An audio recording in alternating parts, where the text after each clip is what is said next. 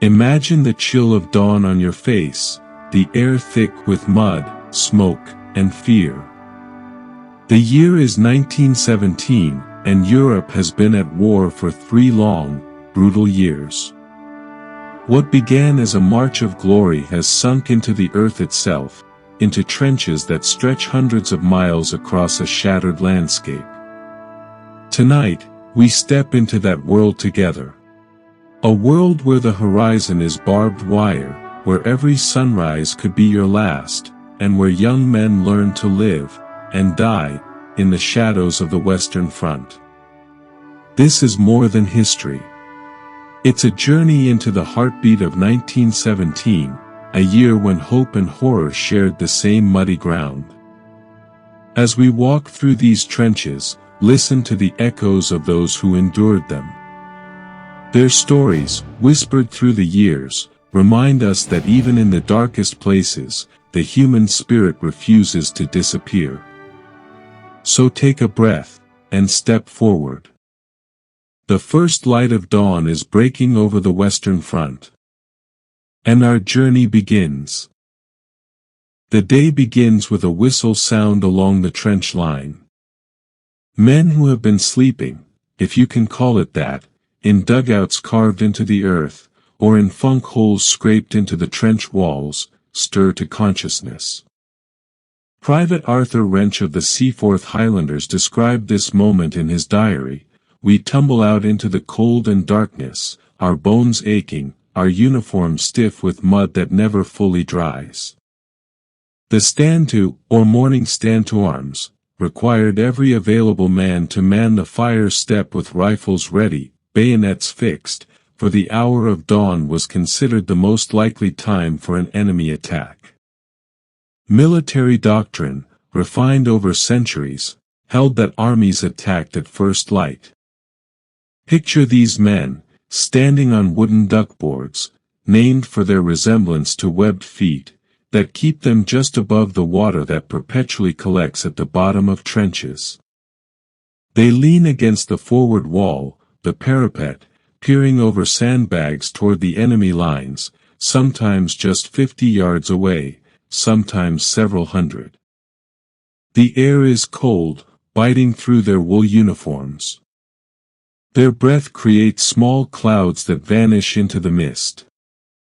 For an hour they stand, muscles tensed, watching the darkness gradually recede.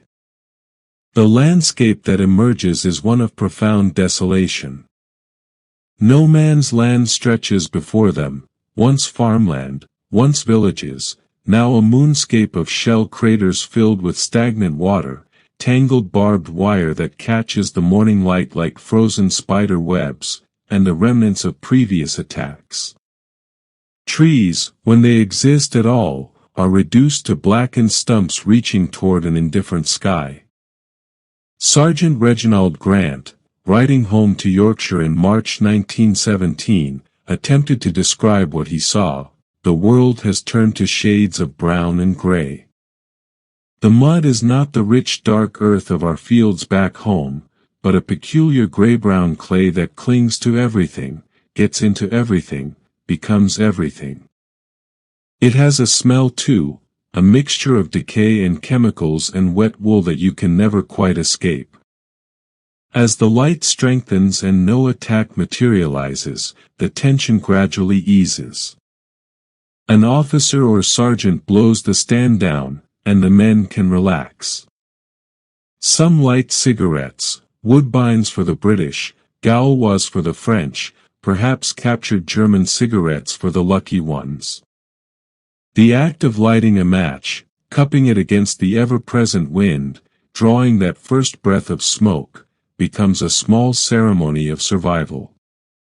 Another dawn witnessed. Another day begun. With stand down comes breakfast, and here we find one of the paradoxes of trench life, how quickly the extraordinary becomes ordinary, how humans adapt even to the unthinkable. Breakfast in the trenches was a curious affair, combining military efficiency with the resourcefulness born of necessity. The official ration for a British soldier in 1917 was, on paper, quite substantial: 20 ounces of bread or 16 ounces of flour, 20 ounces of meat, usually corned beef, universally known as bully beef, several ounces of bacon, tea, sugar, and jam. The reality, of course, was more complicated. Food traveled from supply dumps behind the lines, carried by carrying parties who trudged through communication trenches during the night, and what arrived was often cold, sometimes spoiled, and rarely appetizing. But watch how these men transformed this into something approaching normalcy. A soldier named Tommy Atkins, a nickname for British soldiers that dates back to the Duke of Wellington, has become expert at creating a small fire using a Primus stove or even a tin can with a candle. Water is heated, tea is brewed. The British Army, it was often said, ran on tea as much as ammunition. Captain Robert Graves, the poet and author, noted in his memoir, Goodbye to All That, a good brew could restore morale more effectively than a rousing speech. The bully beef tin is opened with practiced ease. Men carry their own tin openers, knowing that to lose it means eating cold, struggling with a bayonet to pierce the tin. Some men fry the corned beef with the day's portion of biscuits, hard squares officially called biscuits, but universally known as hardtack, creating something approaching a meal. Others mix their jam ration. Plum and apple were the standard varieties, with the biscuit softened in hot water, creating what they called trench pudding. There's something deeply human about this, isn't there? The way people create rituals around food, even here. Letters home from the front are filled with requests, not for weapons or military equipment, but for OXO cubes, for tinned sardines, for chocolate, for anything to break the monotony of army rations. Families back in Britain, France, and Germany send parcels that might take weeks to arrive, lovingly packed with treats that taste of home. Private William Underwood wrote to his mother in Somerset, "Your last parcel arrived yesterday, and the lemon drops you sent were divided among my section." We sucked them slowly, making them last, and for a few minutes we could close our eyes and almost believe we were somewhere else. Food becomes more than sustenance.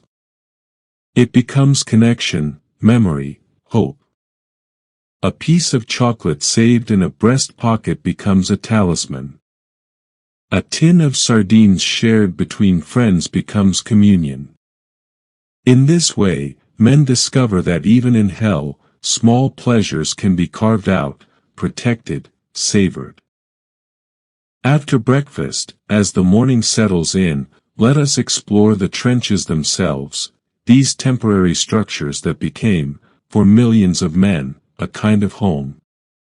The trench system by 1917 had evolved into something remarkably complex, a subterranean city that military historians would later study with a mixture of horror and fascination. Imagine standing in a frontline trench. It is not a simple ditch, but an engineering marvel born of necessity. The trench is typically 7 to 8 feet deep, wide enough for two men to pass each other. The walls are not straight but form a zigzag pattern, a traverse every few yards. This design, borrowed from medieval siege warfare, means that if an enemy soldier gets into the trench, they can't simply fire down a long straight line. Each traverse creates a separate defensive position.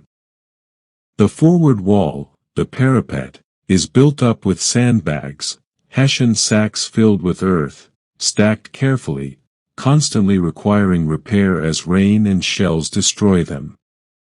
Behind you, the parados, the rear wall, protects against shells that might fall short. Between your feet, duckboards keep you out of the water that inevitably collects, but they're often broken, slippery, treacherous. But the front-line trench is just the beginning. Behind it, connected by communication trenches, runs the support trench, perhaps 50 to 100 yards back. Behind that, the reserve trench. These communication trenches, Piccadilly, Regent Street, Broadway, they're given names that speak of home, wind back toward the rear areas, carefully routed to avoid being enfilade by enemy fire. Captain Dunn, a medical officer with the Royal Welsh Fusiliers, described the system in his diary. It's like a maze, really. New men get lost constantly. We have signs posted at intersections, but the landscape changes so quickly, a bombardment destroys landmarks overnight, that what you knew yesterday may be useless today. Below ground level, the architecture becomes even more elaborate. Dugouts, shelters carved into the trench walls, vary from simple scrapes that offer minimal protection to elaborate chambers, particularly in the German trenches. The Germans, who had chosen their ground carefully in 1914 and 1915, often occupied higher ground and dug deep. British officers reported finding German dugouts 30 feet underground, with electric lighting, multiple rooms, and relative comfort. Sergeant Stefan Westman of the German 29th Division wrote about his dugout. We had descended into the earth, created a world separate from the chaos above. Wooden beams supported the ceiling, and we had even managed to hang pictures from home on the walls. At night, with a candle burning, you could almost forget the war, at least for a few moments. The British and French dugouts were often less elaborate, particularly in areas where the water table was high. In Flanders, around Ypres, the ground was so waterlogged that digging deep was impossible. There, men lived in what they called cubby holes, shallow scrapes reinforced with corrugated iron, offering psychological comfort more than actual protection. Living in the earth changes you.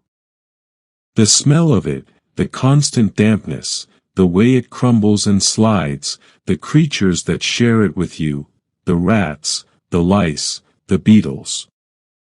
Men become troglodytes, creatures of the underground, emerging into daylight with squinting eyes, returning to their holes as naturally as rabbits to their warrens. Most of warfare, throughout history, has been waiting.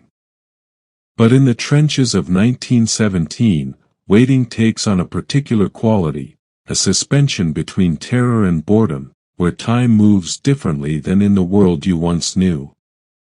After the morning tasks are complete, after breakfast, after inspections, after the daily maintenance of the trench itself, comes the long stretch of the day. If you're in the front line, you cannot move freely. Any head raised above the parapet risks a sniper's bullet. German snipers, particularly, have earned a fearsome reputation. They wait with the patience of spiders, sometimes for hours, for a single opportunity. Lance Corporal Adolf Hitler, serving with the 16th Bavarian Reserve Regiment, worked as a regimental runner in 1917, and even this future monster was then just another soldier. He sketched in his spare time, creating drawings of ruined buildings and trench scenes, perhaps trying to process the world he found himself in through art. So the men wait. They clean weapons, a ritual performed multiple times daily because the mud and moisture cause rifles to jam, and a jammed rifle means death. They write letters home, carefully censoring their own words because they know an officer will read them, and certain information cannot be shared. Private George Coppett remembered, we learned to write around the truth. We couldn't say where we were or what we'd seen, so we wrote about the small things, a funny incident, a memory from before the war, questions about family members. The important things remained unspoken. Some men read. Books and newspapers from home are treasured, passed from hand to hand until they literally fall apart. Tattered copies of Dickens, Shakespeare, popular novels, even poetry, Rupert Brooke's patriotic verses early in the war, but by 1917, perhaps the more bitter observations of Siegfried Sassoon, who wrote with savage honesty about what he saw. Card games, dice, crown and anchor, gambling helps pass the time. Men play for francs, for marks, for pennies, for cigarettes. The games become elaborate rituals, with their own rules and traditions that vary from battalion to battalion. Money won and lost often becomes meaningless. What use is money in a world where there's nothing to buy? And there's talk. Soldiers talk with a dark humor that civilians would find shocking. They joke about death, about the enemy, about their officers, about home. Lieutenant Charles Carrington later wrote, "The humor in the trenches was unlike anything I've encountered since. We laughed at things that weren't funny, because laughter was a shield against the alternative." Religious services too, when possible. Chaplains, sky pilots, in soldier slang, move through the trenches, offering comfort. For some men, faith deepens in these circumstances, for others, it crumbles. The theological debates that occur in muddy dugouts range from profound to cynical. How does one reconcile a benevolent God with this reality? It's a question that has no satisfactory answer, but men keep asking it anyway. The waiting is broken by routine tasks. Carrying parties need to be organized for nightfall. Watches must be kept. The periscope, a simple device of mirrors that allows observation without exposure, must be constantly manned. Sentries rotate every 2 hours because longer than that, vigilance fails. In this strange world, something paradoxical emerges. The enemy, sometimes just yards away, becomes simultaneously the most important person in your life and a kind of intimate stranger. The proximity creates a relationship unlike any other in warfare. At some points along the Western Front, particularly in quiet sectors, the lines are so close that soldiers can hear each other talking, can smell each other's cooking, can sometimes even make out words.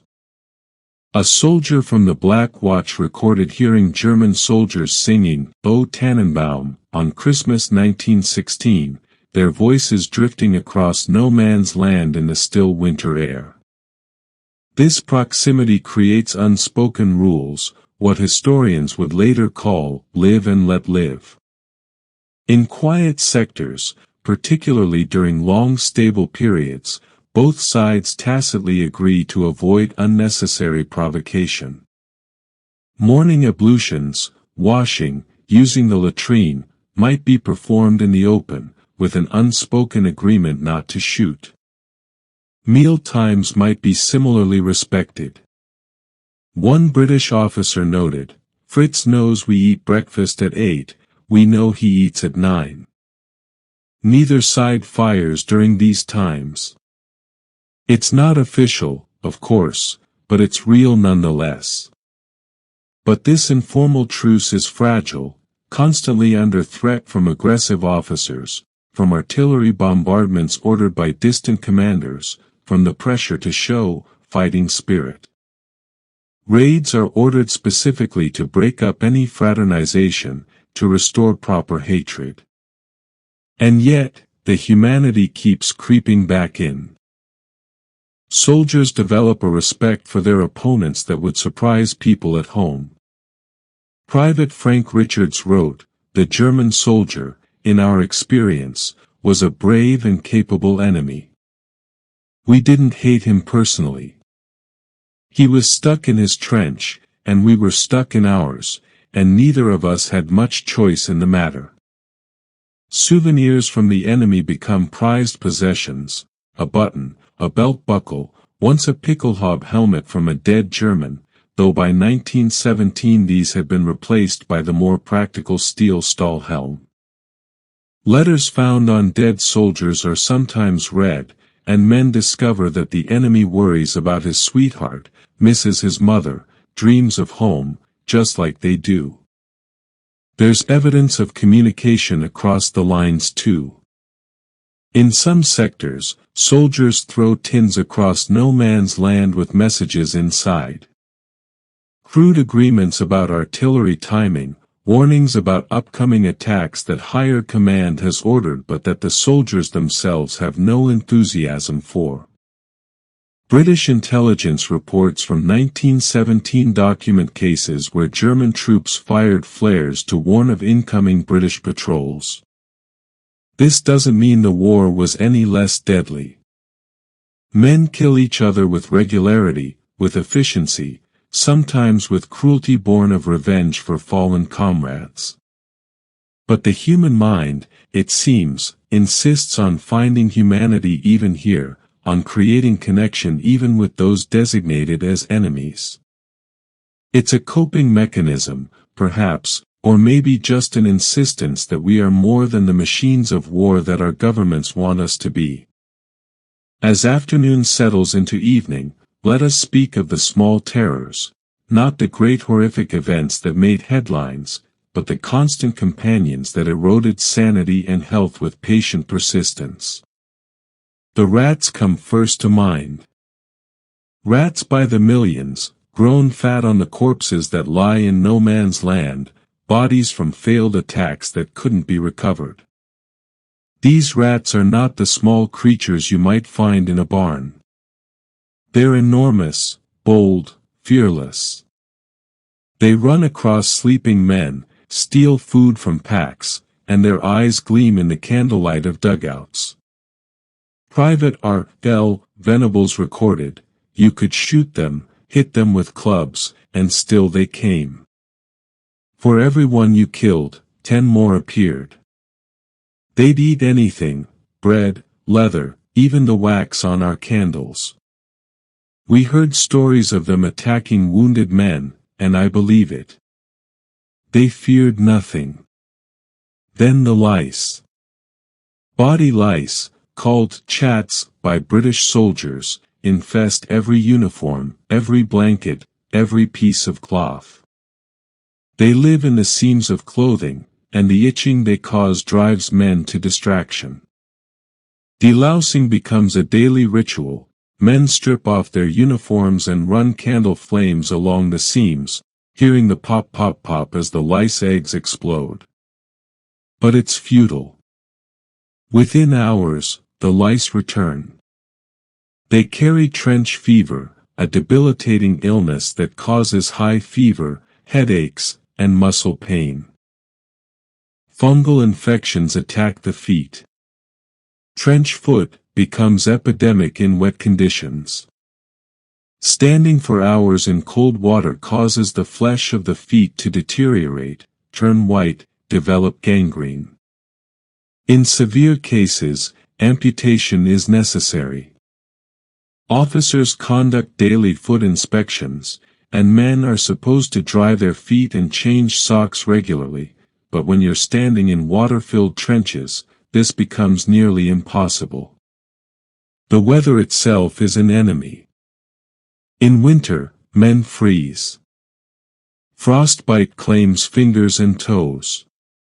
In summer, the heat combines with the smell, rotting flesh, latrines, unwashed bodies, poison gas residue, to create a stench that veterans would remember for the rest of their lives. One officer wrote that you could smell the Western Front from 5 miles away. Rain is perhaps worst of all. When it rains, and in Flanders it seems to rain constantly, the trenches become streams, then rivers. Mud becomes liquid, thick as porridge but far less wholesome. Men sink into it, sometimes disappearing entirely if they step off the duckboards into a particularly deep shell hole.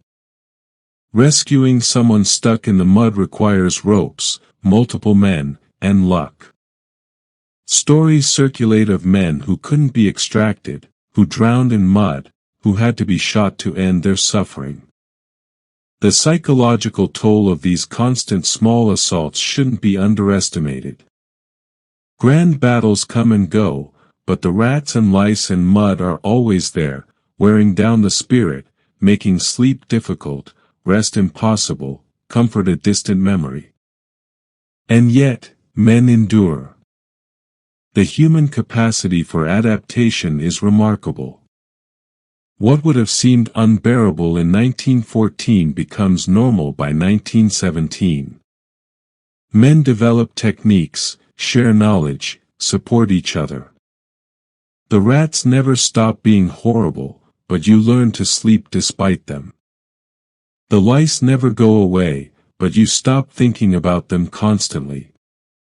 The mud remains, but you find ways to keep moving through it. Let us pause now and consider something that survivors spoke of again and again in their memoirs: the noise. The Western Front was not just a visual nightmare, but an auditory assault that never truly ceased, that invaded dreams and echoed in the minds of veterans for decades after the guns fell silent. The baseline soundtrack of trench life was the distant rumble of artillery. Day and night, somewhere along the line, guns were firing. Sometimes it was so constant that men stopped consciously hearing it, the way city dwellers stop hearing traffic. But it was always there, a low-frequency vibration that you felt in your chest as much as heard with your ears. Then came the near misses, shells screaming overhead with a sound that veterans struggled to describe to those who'd never experienced it. Some said it was like a train rushing past at tremendous speed. Others compared it to tearing fabric, but magnified 1,000 times.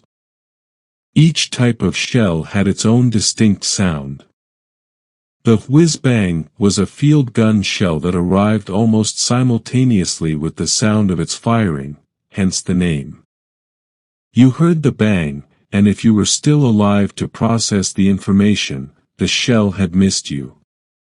Heavier shells, the kind fired by howitzers, gave more warning. Men learned to estimate distance and trajectory by sound alone. Was it coming closer or going over? Would it land in your section of trench or the next? This acoustic mathematics became instinctive, practiced constantly, because your life depended on being right.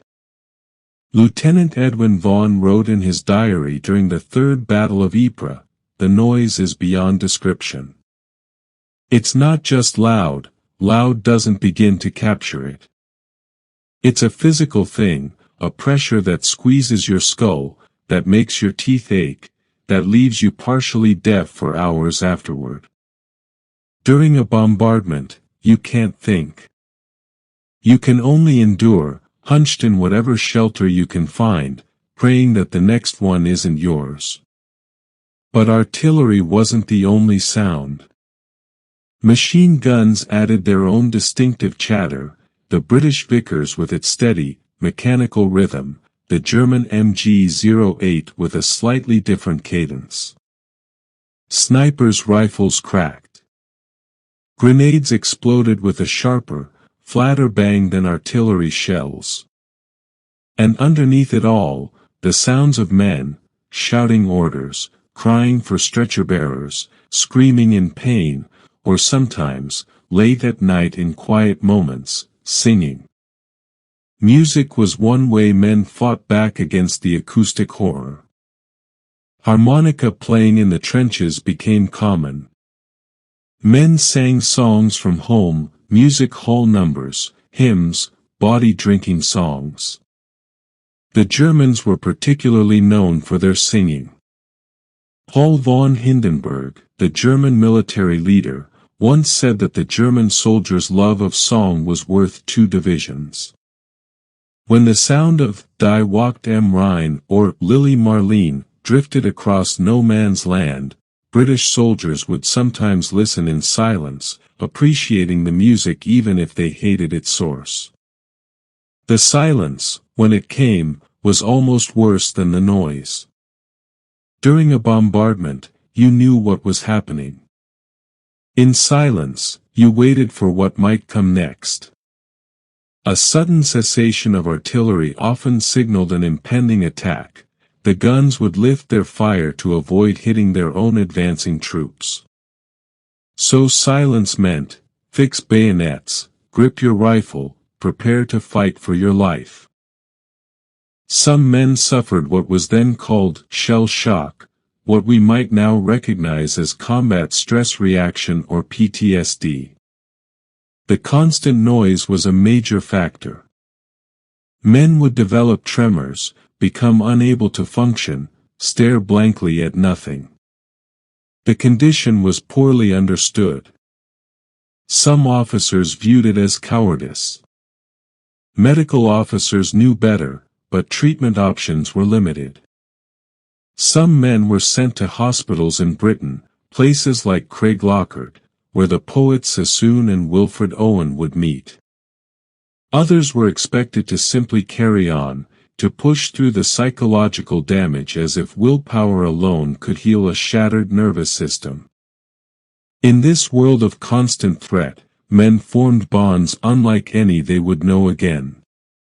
Let us speak now of comradeship, of the relationships forged in the crucible of shared suffering, of how human connection became not just comfort but survival. The basic unit of the British Army was the section, roughly a dozen men led by a corporal. These men ate together, slept in adjacent funk holes, shared every danger and discomfort. They became, in many ways, closer than family. They knew each other's habits, fears, strengths, and weaknesses with an intimacy that peacetime friendships rarely achieve. Second Lieutenant J.R.R. Tolkien, who served on the Somme in 1916 and was still recovering from trench fever in 1917, would later write about the friendships he formed. My Samwise is indeed largely a reflection of the English soldier, those common men that I knew in the 1914 war, and recognized as so far superior to myself. The deep bonds he portrayed in his later works had roots in these trench experiences. Men looked after each other in countless small ways. If one was sick, others would cover his duties. If a parcel arrived from home, its contents were shared. If someone received bad news, a letter edged in black, announcing a death, the others would quietly take over his tasks for a day, giving him space to grieve. The concept of not letting your mates down became perhaps the strongest motivator for continuing to fight. Men who might have broken under the strain individually kept going because they couldn't bear to fail the men beside them. Studies of combat motivation throughout history consistently find this pattern. Soldiers don't fight primarily for abstract concepts like patriotism or political causes. They fight for the men in their immediate unit, for the friends who depend on them. But these bonds came with a terrible price. When a friend died, and death was always present, the grief was profound. Veterans spoke of becoming numb to death, of having to shut down emotionally to cope with the constant loss. Yet they also spoke of particular deaths, particular friends, that haunted them forever. Lieutenant Robert Graves described this in Goodbye to All That. We learned not to get too attached, but of course we did anyway. You can't share a dugout with someone, depend on them with your life, and not care. And then they're gone, killed by a random shell, or a sniper, or during a raid, and you're expected to just carry on as if nothing has happened. But something has happened. A piece of you has died with them. The officers and the men they commanded also developed unique relationships. Good officers, those who cared for their men's welfare, who shared their dangers, who didn't order them into pointless attacks, earned fierce loyalty. Lieutenant Colonel George McGowan of the Royal Fusiliers wrote about leadership in the trenches. Your men will see through any pretense immediately. They know if you're scared, they're scared too. They know if you're incompetent, their lives depend on your decisions. But if you're fair, if you genuinely care about them, if you share their hardships, they'll follow you anywhere. Bad officers, conversely, were despised and sometimes even killed by their own men, fragged, in later military slang, though the term didn't exist in 1917. There are documented cases of unpopular officers being shot during attacks, supposedly by enemy fire. Justice, of a sort, was meted out by men who felt betrayed by incompetent or callous leadership. The battalion became an extended family. Veterans would remember their battalion's history, its particular culture and traditions, its battles and achievements, for the rest of their lives. Regimental pride ran deep. The Seaforth Highlanders, the Welsh Fusiliers, the Canadian Corps, the French poilus of specific regiments, each had their own identity, their own stories, their own way of doing things. And when men were relieved from the front line, rotated back to rest areas for a few days, the first thing they often did was gather together, their whole surviving unit, and simply be together. Not doing anything in particular, just existing in each other's presence, reinforcing those bonds that made survival possible. As we move toward the end of our journey, darkness descends on the Western Front. The sun sets behind the German lines if you're facing east, behind your own lines if you're facing west, and the world transforms once again. Night is when the trenches truly come alive. Everything that couldn't be done during daylight, when any movement drew sniper fire, becomes possible under cover of darkness.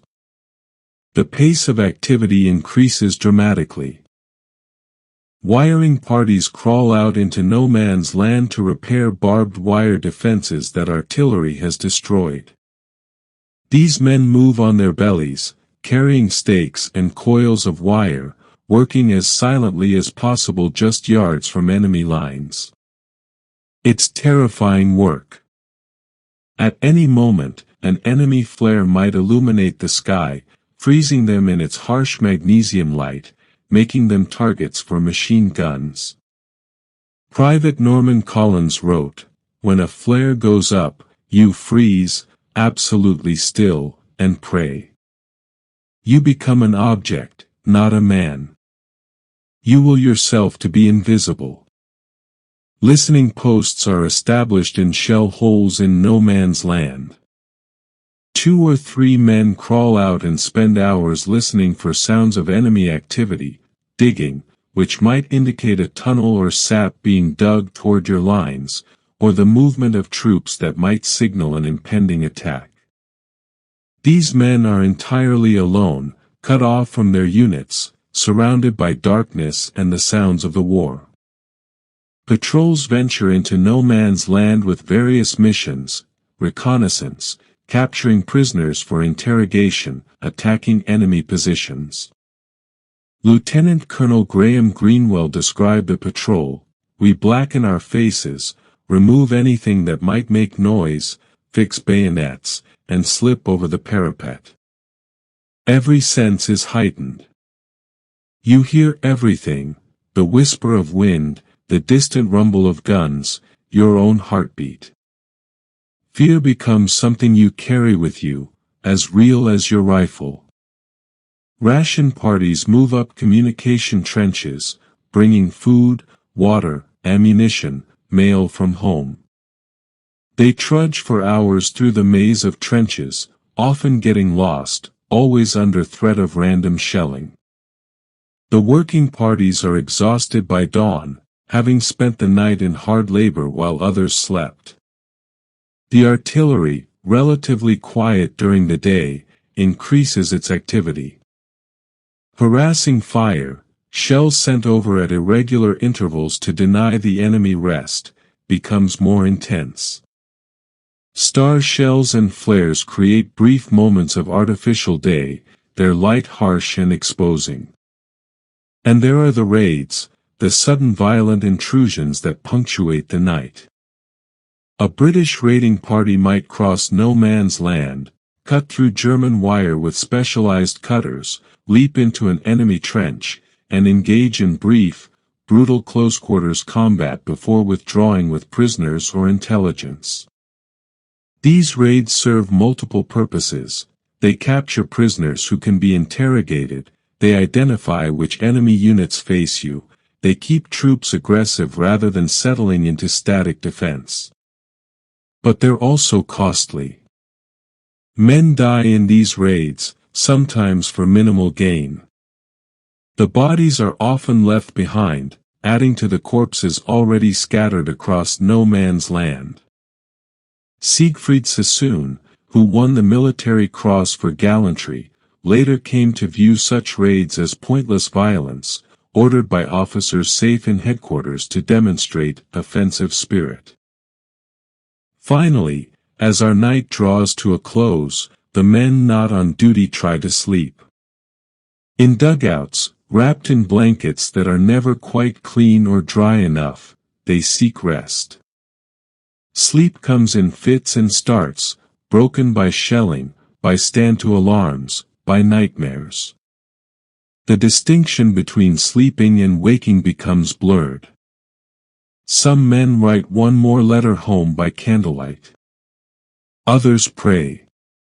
Some simply stare into darkness, lost in thoughts of home, of the lives they lived before this, of the men who are no longer with them.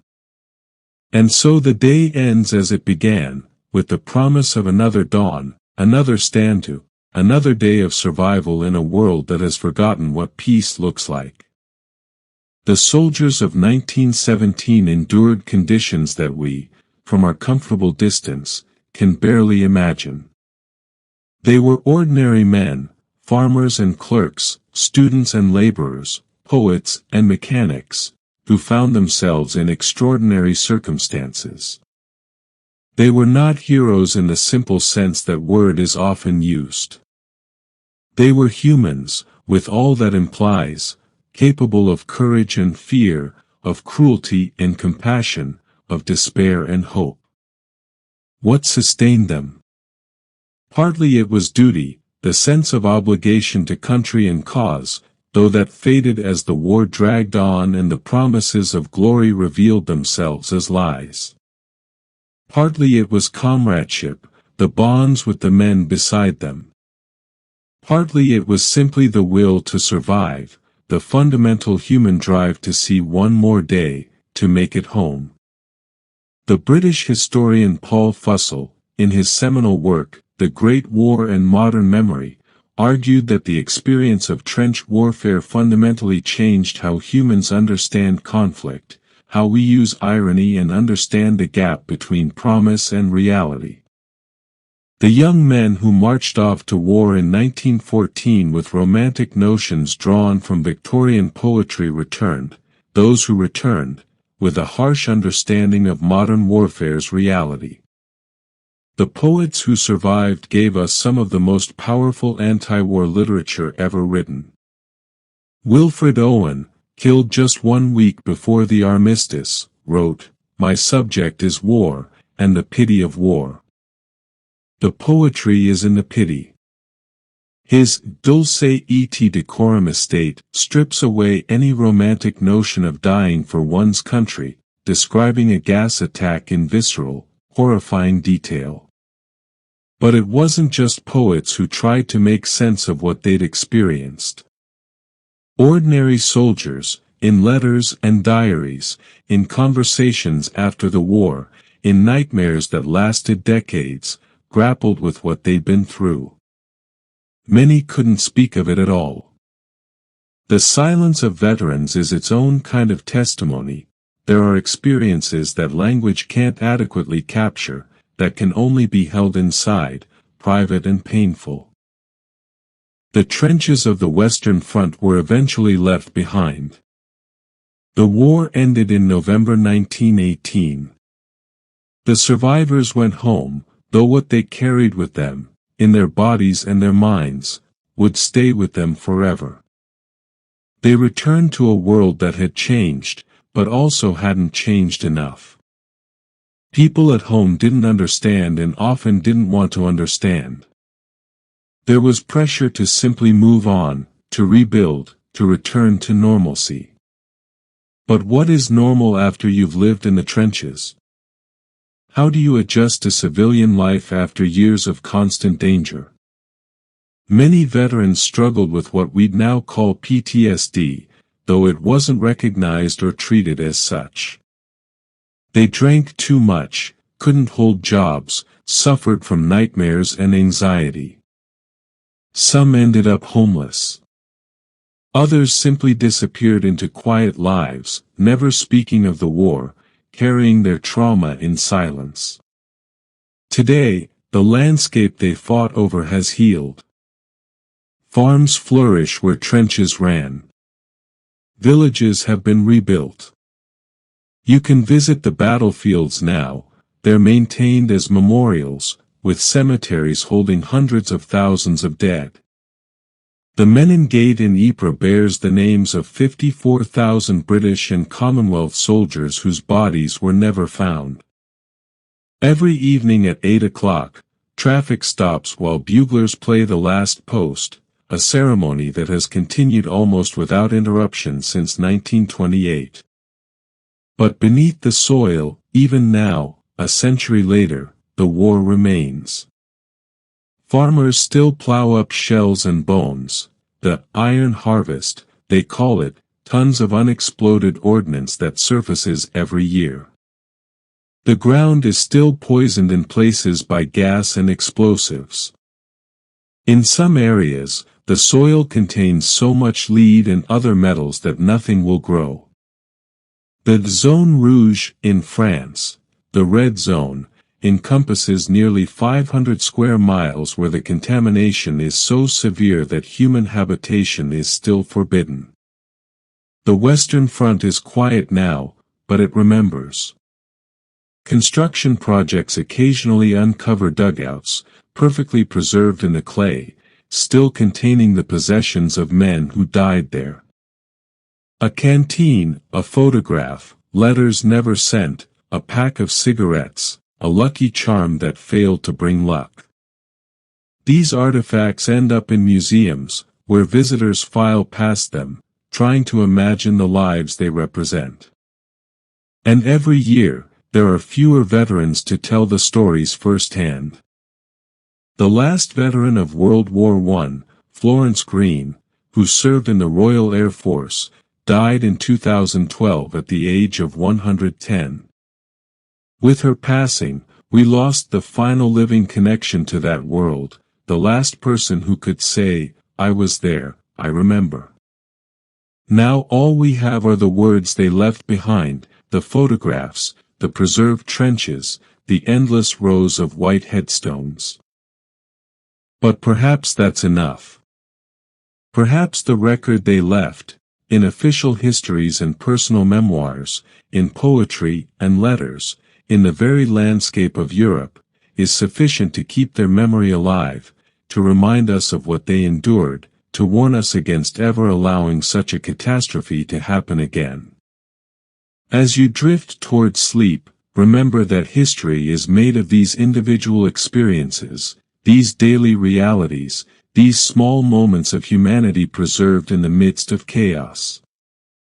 The soldiers of 1917 faced their daily horrors with a resilience that speaks to something fundamental in the human spirit, our capacity to endure, to adapt, to find meaning even in meaninglessness, to create small pockets of normalcy in abnormal circumstances.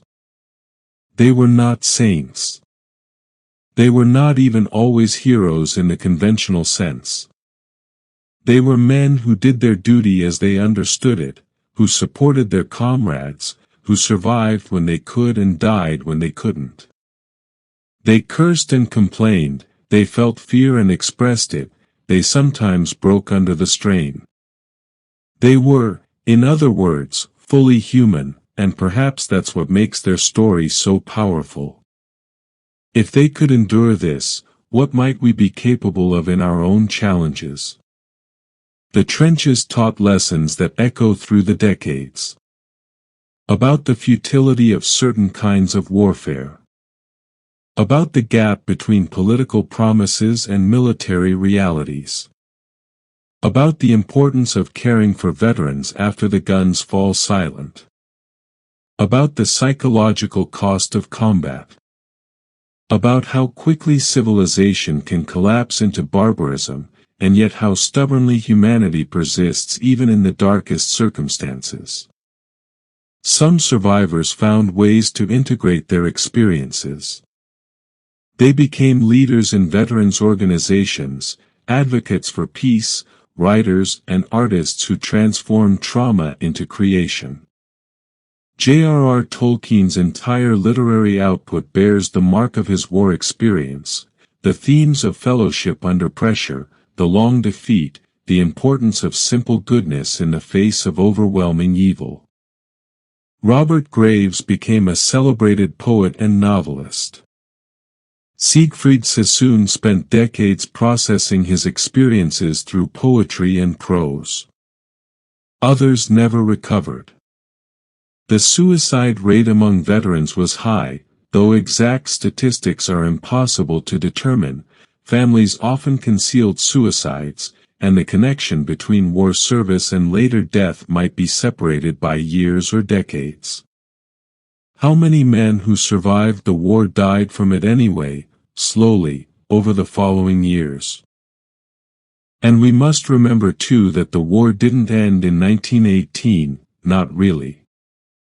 The treaties signed were so punitive, so short-sighted, that they planted the seeds for another even more destructive conflict just 20 years later. Many of the soldiers who survived the trenches of 1917 would watch their own sons march off to another war in 1939. The cycle of violence, it seemed, could not be broken. But perhaps in remembering, in truly understanding what they experienced, we take a small step toward ensuring it never happens again. The trenches of 1917 are a warning and a testament, a warning against the stupidity of war, the failure of diplomacy, the cost of nationalistic pride, and a testament to human endurance, to the power of comradeship, to our ability to find meaning and maintain humanity even in the most inhuman circumstances. Rest now, knowing that their story has been told, that their experience has been honored, that the distance of time allows us to look back with compassion rather than judgment, with understanding rather than simple horror. The trenches of 1917 are empty now. The soldiers have gone home, one way or another. Their voices have faded into silence. But on quiet nights, if you listen carefully to the stories that history whispers, you can still hear them, ordinary men in extraordinary circumstances, enduring their daily horrors with courage that wasn't always recognized and strength that never quite left them. They stood their watches through long nights. They waited through endless days. They supported each other when support was all they had. They found small joys in terrible circumstances. They died, too many of them, in ways that should shame the leaders who ordered them there. But they also lived, and in living, they showed us something important about the human spirit, its resilience, its capacity for adaptation, its refusal to be entirely broken even by the most sustained assault. Sleep well now, and let the knowledge of their perseverance become a kind of comfort. For if they could find moments of peace even there, in the mud and blood and chaos of the Western Front, surely we can find rest in our own, far gentler world. The story is told. The history is preserved. Their sacrifice is remembered. And in remembering them, we honor not just their deaths, but their lives, the friendships they formed, the duties they fulfilled, the humanity they maintained against all odds. The dawn will come again, as it always does. But for now, in this moment, let rest come to you as it so rarely came to them. Let peace settle over you as it finally settled over those blood-soaked fields. Let sleep take you gently, knowing that you've walked with them through their long day, that you've witnessed their struggles and their strength, that you've honored them by listening to their story. The soldiers of 1917 have laid down their burdens at last.